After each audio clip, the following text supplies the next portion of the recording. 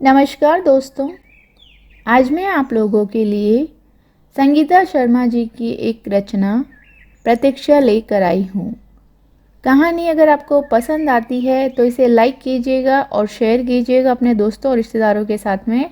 और अगर हमारे चैनल पर नए हैं तो प्लीज़ प्लीज़ इसे सब्सक्राइब ज़रूर कीजिएगा। तो चलिए कहानी शुरू करते हैं। प्रतीक्षा। टेलीफोन काफ़ी देर से बज रहा था। मैं फ़ौरन बाथरूम से निकली और रिसीवर उठाया। क्या कर रही थी? इतनी देर से घंटी बजे जा रही है। आवाज़ मेरी पहचान में नहीं आई। आप आप कौन बोल रहे हैं? मैंने पूछा। दोस्त। फिर हल्की सी हंसी आई। मैंने पहचाना नहीं। कोई बात नहीं, मैं तो आपको पहचानता हूँ। आप बोल कौन रहे हैं? मैंने फिर पूछा। आशिक ही समझ लो। मैंने फ़ोन काट दिया। टेलीफोन पर बदतमीजी आजकल आम बात हो गई है। बस कहीं से टेलीफोन नंबर मिल जाना चाहिए।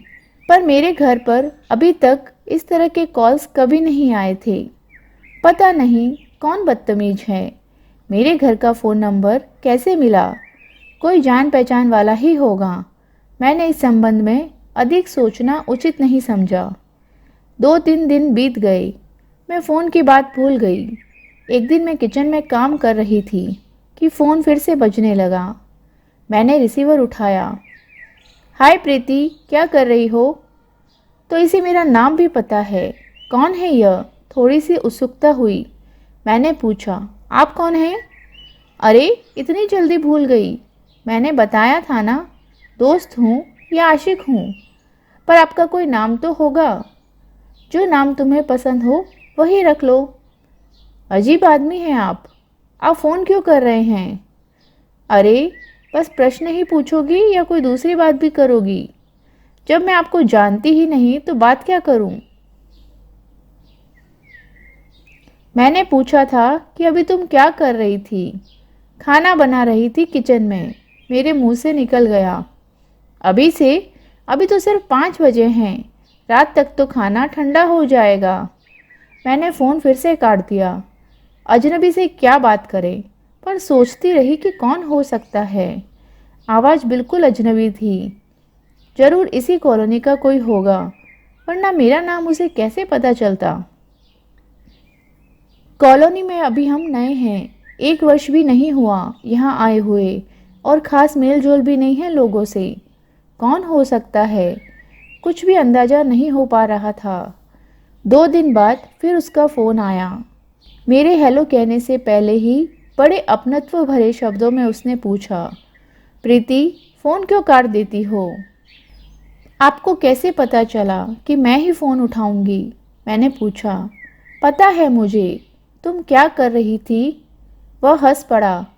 अरे नहीं, मैं तो बस आशिक हूँ। फ़ोन क्यों किया? तुम मुझे अच्छी लगती हो। तुम्हारी आवाज़ सुनने के लिए फ़ोन करता हूँ, बस। क्या आपको मेरे बारे में कुछ पता है? मैं अंदर से हिल सी गई थी। हाँ, सब कुछ पता है। क्या आपको पता है कि मैं शादीशुदा हूँ? और उसने मेरी बात बीच में ही काट दी। हाँ, मालूम है। तुम्हारे 2 प्यारे प्यारे बच्चे भी हैं। फिर भी आप मुझसे बात करना चाहते हैं। प्रीति, लगता है तुम डर गई हो। प्रीति, लगता है तुम डर गई हो। तुम डर रही हो कि मैं तुमसे कुछ चाहूँगा, या मैं तुमसे कोई ऐसी बात करना चाह रहा हूँ जो शालीनता की सीमा से पार हो। सामान्य रूप से एक सुंदर स्त्री से कोई पुरुष अकेले में जिस तरह की बातें या व्यवहार करता है, शायद तुम सोच रही हो कि मैं भी वैसा ही कुछ करने जा रहा हूँ। पर डरो मत, विश्वास रखो। ऐसा कुछ नहीं होगा। मैं तुमसे कुछ भी नहीं चाहता। मैंने कुछ नहीं कहा, चुप रही। अच्छा, बाद में बात करेंगे। उसने फ़ोन काट दिया। बातचीत से लगा कि आदमी पढ़ा लिखा है, पर है कौन और क्या चाहता है मुझसे? मैं बड़े पशुपेश में पड़ रही थी। काश मैं जान पाती कि यह मजनू कौन है, तो बताती उसे। काम करते करते, उठते बैठते हर वक्त सोचती रहती कि कौन हो सकता है वह। मेरे पति रेस्तरां चलाते हैं, देर रात तक घर लौटते हैं। शाम को मैं पड़ोसी के घर चली जाती, घर आकर बच्चों को होमवर्क कराती। थोड़ा टीवी देखती या कोई पत्रिका पलट लेती। अकेलापन थोड़ा अखरता जरूर है, पर मैं इसकी आदी हो गई हूँ। रात जब पति आए तो पहली बार मैंने फ़ोन का जिक्र उनसे किया। उन्होंने पूछा, कौन हो सकता है? कोई जान पहचान वाला ही होगा। मैंने पूछा तो था कि आप कौन हैं, तो कहने लगा कि आशिक हूँ। मेरे पति हंसने लगे, बोले, अब तो मुझे सावधान रहना पड़ेगा। 2 बच्चों की माँ बनने के बाद भी तुम्हें आशिकों के फ़ोन आ रहे हैं। कोई मुझे फ़ोन पर तंग कर रहा है और तुम्हें चुहल सूझ रही है। वे भी गंभीर हो गए। कॉल्स आईडी यूनिट लगवा दूं या फिर पुलिस में एफआईआर दर्ज कर फ़ोन कॉल ट्रेस करूं? मैं कुछ देर चुप रही, फिर बोली, अभी नहीं, ज़रूरत पड़ी तो देखा जाएगा। 2 दिन बाद फिर उसका फ़ोन आया। हाय प्रीति, क्या कर रही हो? कुछ नहीं, बस यूं ही बैठी हूँ। कल तुम ग्रीन चैनल गई थी ना? बड़ी अच्छी लग रही थी नीले सूट में। आपने मुझे देखा था? मैं तो हमेशा तुम्हें देखता रहता हूँ, अभी भी देख रहा हूँ। मैंने इधर उधर देखा। खिड़कियों पर पर्दे थे और दरवाज़ा भी बंद था। जहाँ से मैं फ़ोन पर बात कर रही थी, वहाँ से कोई भी बाहर से मुझे देख नहीं सकता था। मैंने पूछा, अच्छा, मैंने अभी क्या पहन रखा है? उसने फट से जवाब दिया, हल्के बैंगनी रंग की स्लीवलेस कमीज और सफ़ेद सलवार। मैं अवाक रह गई। अभी 10 मिनट पहले नहाने के बाद मैंने यही सूट पहना और बालकनी पर कपड़े डालने के अलावा कहीं नहीं गई थी। यह शख्स यहीं कहीं रहता है और मुझे देखता रहता है। मैं थोड़ी डर गई। मुझे कोई काम नहीं था। सोचा कि क्या हर्ज है, इसी से थोड़ी बात कर लूँ। शायद कोई सुराग मिल जाए कि ये कौन है। फिर कोई गंदी बात तो कर नहीं रहा है। मैंने कहा, मैं सोच रही थी कि आपसे दोस्ती कर ही लूं, पर मुझे तो पता चला है कि तुम कॉल ट्रेस करवा रही हो, अपने पति से कहकर एफआईआर कर रही हो। फिर थोड़ा रुक कर कहने लगा, चाहे जो हो, तुम्हारी दोस्ती की इच्छा जानकर खुशी हुई। मैं चुप रही। इसे कैसे पता कि मैंने अपने पति को इसके बारे में बताया था और एफआईआर की चर्चा भी हुई थी। कहीं मेरे पति ने इसकी चर्चा अपने किसी मित्र से तो नहीं की, या मेरे पति का कोई परिचित तो नहीं। मेरी चुप्पी को भांप कर उसने कहा, देखो प्रीति, तुम मुझे अच्छी लगती हो, इसी से मैंने तुम्हारी और दोस्ती का हाथ बढ़ाया है। यदि मैं मित्र की तरह 2 बातें कर रहा हूँ तो कोई बुरी बात तो नहीं है ना? मैं फिर भी चुप रही। मैंने उसके बारे में जानना चाहा। आप सर्विस कहाँ करते हैं? नहीं, मैं जूतों की दुकान चलाता हूँ। अच्छा, कोई आया है, फिर बात करेंगे। उसने फ़ोन काट दिया। 2 दिन कोई फ़ोन नहीं आया। तीसरे दिन घंटी बजी। मेरे हेलो कहते ही उसने पूछा, हाय प्रीति, कल कहाँ चली गई थी? मैं मूवी देखने गई थी। ज़रूर कॉमेडी फ़िल्म देखने गई होगी। मुझे पता है कि तुम्हें कॉमेडी फ़िल्म पसंद है। और क्या पता है मेरे बारे में?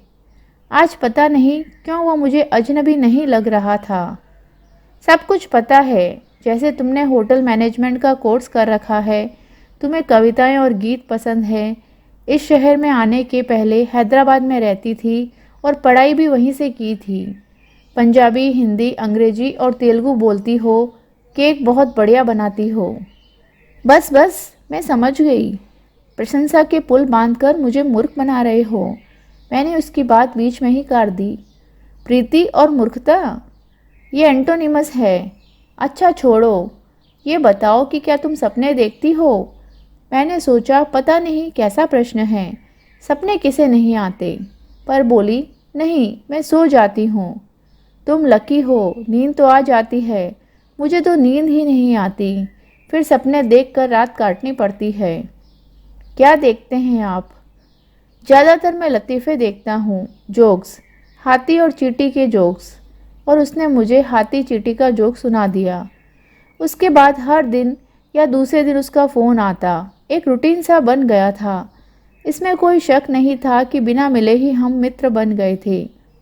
मैंने कभी भी इसकी चर्चा अपने पति से नहीं की। हम काफ़ी देर हल्की फुल्की बातें किया करते थे।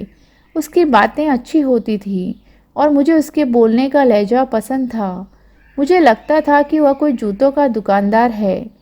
वह बड़ी साफ सुथरी अंग्रेजी बोलता था। वह फ़ोन पर कभी कभी जोक सुनाता, मेरी प्रशंसा करता और मुझे खुश होते सुनकर खुश हो जाता। अब उससे फ़ोन पर बात करने की ऐसी आदत बन गई थी कि उसका फ़ोन 2-3 दिन तक नहीं आता तो मुझे लगता कि मैं कुछ मिस कर रही हूँ। लगता कि दिनचर्या का कोई भाग रिक्त रह गया है। उसने भी ऐसी कोई बात या शब्द नहीं कहे जो असभ्यता या शालीनता के परे हो। उसके मजाक एक सीमा तक होते थे। कभी कभी ऐसा भी होता कि मेरे पति घर पर हैं और उसका फ़ोन आ गया। ऐसे में मैं पूछती कौन बोल रहा है और वह फ़ोन काट देता। यह सिलसिला करीब 2 वर्षों तक चलता रहा। उसके हाथी और चींटी वाले कई लतीफ़े मुझे याद हो गए थे। मैंने जब भी उसके विषय में जानना चाहा, उसने बात टाल दी या उसने जो बताया वह मुझे झूठ लगा। उसने बताया कि उसके घर का नाम समस्या है, उसकी एक बेटी है जिसका नाम चिंता है। मैं जानती थी कि वह झूठ बोल रहा है। वह कभी कभी कहता भी, मुझे एक ही बुरी आदत है, कभी कभी झूठ बोल जाता हूँ। मेरे घर की एक एक बात उसे पता थी कि मेरे पति कब रेस्तरां जाते हैं, कब लौटते हैं, बच्चों की छुट्टी कब होती है इत्यादि। उसके दिल में मेरे लिए काफ़ी प्यार था। इसका एहसास मुझे हो गया था।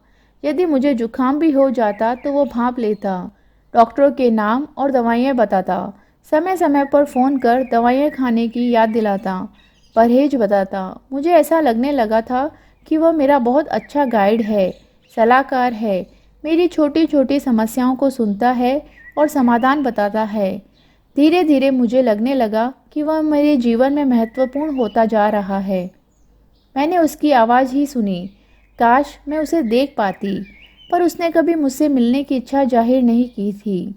एक बार मैंने ही कहा, मैं आपसे मिलना चाहती हूँ, तो वह कहने लगा, बातें तो हो ही जाती है, फिर मिलने की क्या आवश्यकता है। एक बार करीब 1 हफ्ता तक उसका कोई फ़ोन नहीं आया। एक दिन उसका फ़ोन आया। हाय प्रीति, क्या कर रही हो? उसकी आवाज़ कुछ धीमी सी थी, जैसे कोई लंबी बीमारी के बाद बोल रहा हो। आवाज़ में वो शार्पनेस नहीं थी जो हुआ करती थी। काफ़ी दिनों बाद मेरी याद आई आपको? मैं तो समझी कि भूल गए। भला तुम भी कोई भूलने की चीज़ हो? आप बीमार थे? अरे नहीं, मैं कभी बीमार नहीं होता। उसने हंसने की कोशिश की, पर मुझे लगा कि वह बीमार ही है। फिर हाथी चींटी का एक चुटकुला सुनाया। फिर काफ़ी दिन तक उसका फ़ोन नहीं आया। मैं रोज़ प्रतीक्षा करती। जब भी फ़ोन की घंटी बजती, मैं दौड़कर फ़ोन उठाती। बच्चों या पति को उठाने का मौका ही नहीं देती। शायद वह बीमार था। पता नहीं क्या हो गया है उसे। पता नहीं कैसी कैसी आशंकाओं से दिल घबराता। क्या अब उसका फ़ोन नहीं आएगा? मुझे लगता कि मुझे उसकी ज़रूरत है। मेरे दिल में भी उसके लिए एक चाहत थी। उसकी बातें मैं याद करती। उसकी बातों में मेरे लिए स्नेह था। एक छोटी सी बच्ची की तरह वह मुझे प्यार करता था। वह मेरा मित्र था। पर मैंने कभी उसे और अपने पति के बीच नहीं पाया। उसने कभी नहीं चाहा कि मैं उसकी प्रेयसी बन जाऊं या अपने पति से दूर हो जाऊं। मैंने यह महसूस किया कि अपने पति से प्यार करते हुए भी एक स्त्री और पुरुष में मित्रता हो सकती है। हर संबंध की एक सीमा रेखा होती है, पर क्या पुरुष वर्ग इसे स्वीकार कर पाएगा? इस तरह के संबंध की पवित्रता पर विश्वास कर पाएगा? मैं इस विषय पर निश्चिंत नहीं थी और यही कारण था कि मैंने इस मित्रता की बात अपने पति को अभी तक नहीं बताई थी। मैं जिस रूप में इसे देख रही थी, शायद मेरे पति वैसे न देखें। शायद मेरे चरित्र पर उन्हें संदेह हो जाए। एक दिन फ़ोन की लंबी सी घंटी बजी। मैंने सोचा मुंबई से डैडी का फ़ोन होगा। फ़ोन उठाया। हाय प्रीति, क्या कर रही हो? उसकी आवाज़ में कंपन था, जैसे किसी शिप से जा रही कॉल में या इंटरनेशनल कॉल में होता है। मैं विचलित हो गई। पूछा, कहाँ से बोल रहे हैं? बस तुम्हारे बगल से ही बोल रहा हूँ। आप आईएसडी या एसटीडी पर बोल रहे हैं? अरे नहीं, तुम्हें कैसे लगा कि मैं एसटीडी पर बोल रहा हूँ? आपकी आवाज़ इको कर रही है। अरे छोड़ो, मेरा गला खराब है, कोई और बात करें। इतने दिनों फ़ोन क्यों नहीं किया? क्या बताऊं, समय ही नहीं मिला। सीजन चल रहा है ना, जूते बहुत बिक रहे हैं। आप झूठ बोल रहे हैं, आप जूते वाले नहीं हैं। फिर मैं क्या हूँ? वह हंस पड़ा, पर साथ में खांसी की आवाज़ भी थी, जैसे कोई दमे का मरीज हंस रहा हो। लगता है आप कहीं सर्विस करते हैं और अब आपका ट्रांसफ़र हो गया है। अरे नहीं प्रीति, मैं यहीं तुम्हारे करीब हूँ। तुम्हें पता है कि मैं किसी को धोखा नहीं देता। हाँ, कभी कभी झूठ जरूर बोल जाता हूँ। उसने एक दो बातें की और गुड नाइट कहकर फ़ोन काट दिया। अभी दिन के 11 बज रहे थे और वह गुड नाइट कह रहा था।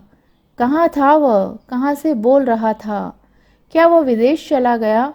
क्या सचमुच वह ट्रांसफ़र पर नहीं गया है या फिर इलाज के लिए गया है? उसकी आवाज़ से तो वो बीमार सा लग रहा था। मैं कुछ सोच नहीं पा रही थी। इसके बाद 2-3 दिन बाद उसका कॉल आया। वही दूर से आती गूंजती सी आवाज़ थी। फिर चुप्पी हो गई। मैंने फिर उसकी आवाज़ नहीं सुनी। मेरे घर के बगल में एक लेडी डॉक्टर रहती है, डॉक्टर गीता मुखर्जी। कभी कभी मैं उनसे बच्चों की छोटी मोटी दवाइयाँ लिखवा लेती हूँ। अभी कुछ दिन पहले बातों बातों में उसने जिक्र किया था कि उनका सीनियर डॉक्टर एक दिन उसके घर पर बैठा चाय पी रहा था कि बालकनी पर मैं दिखाई दी। उसने बताया कि उस डॉक्टर की एक लड़की थी जो कार एक्सीडेंट में मर गई थी। एक्सीडेंट में उसकी पत्नी भी मरी थी। उन्हीं ने बताया कि मेरी शक्ल उनकी लड़की से मिलती थी। डॉक्टर ने मेरे बारे में डॉक्टर गीता से काफ़ी जानकारी ली थी। उनकी उम्र 50 के ऊपर थी। अस्पताल में जब भी समय मिलता तो वो मेरी बात छेड़ देते। कहते कि मुझे उस लड़की में अपनी बच्ची दिखाई देती है। कभी कभी वे फ़ोन कर डॉक्टर गीता से पूछते कि आज उसने कौन से कपड़े पहन रखे हैं या कहाँ गई है, इत्यादि। डॉक्टर गीता ने उनसे कई बार कहा कि मैं आपको प्रीति से मिलवा देती हूँ, पर वे इनकार करते रहे। यह बात मेरे लिए कोई अधिक महत्व की नहीं है। यह सोचकर डॉक्टर गीता ने कभी इसकी चर्चा मुझसे नहीं की। मैं अब समझ गई कि वही मेरा टेलीफोनिक मित्र था। वह गीता से पूछ लेता था कि मैं क्या कर रही हूँ या क्या पहन रखा है, फिर फ़ोन करता। सारी बातें अब साफ थी, पर मैंने गीता से कुछ नहीं कहा। मैंने उसका पता और टेलीफोन नंबर पूछा, पर गीता ने बताया कि लगभग 2.5 वर्ष पहले वह यहाँ की नौकरी छोड़कर स्टेट्स चले गए थे। वहाँ से एक दो बार उनका कॉल आया था, पर उनका कोई कांटेक्ट नंबर नहीं था उसके पास। गीता ने बताया कि वो बहुत अच्छे इंसान थे और उससे भी अच्छे सर्जन। बच्ची और पत्नी की मौत ने उन्हें अकेला कर दिया था। अब भी मैं उसके फ़ोन का इंतज़ार कर रही हूँ। यदि उसका पता या फ़ोन नंबर मिलता तो मैं उससे ज़रूर संपर्क करती, चाहे वो दुनिया के किसी भी कोने में हो। उसकी मित्रता मेरे लिए अनोखी थी, मेरी आवश्यकता बन गई थी। आज 3 वर्ष के करीब हो गए हैं। आज भी जब फ़ोन बजता है तो मैं हाय प्रीति, क्या कर रही हो सुनने के लिए दौड़ पड़ती हूँ। क्या फिर कभी वो फ़ोन करेगा? पता नहीं वह जिंदा भी है या पता नहीं। मेरे मन में अपशगुन क्यों आता है। मैं इंतज़ार करूँगी, कभी तो उससे मेरी याद आएगी। शायद यह कहानी पढ़कर यदि किसी तरह यह उस तक पहुँच जाए, वह जान सकेगा कि मैं उसके फ़ोन की कितनी बेसब्री से प्रतीक्षा कर रही हूँ। तो कैसी लगी आपको ये कहानी प्रतीक्षा? मुझे कमेंट बॉक्स में ज़रूर बताइएगा। इतनी सुंदर कहानी लिखने के लिए संगीता शर्मा जी को मैं बहुत बहुत धन्यवाद देना चाहती हूँ।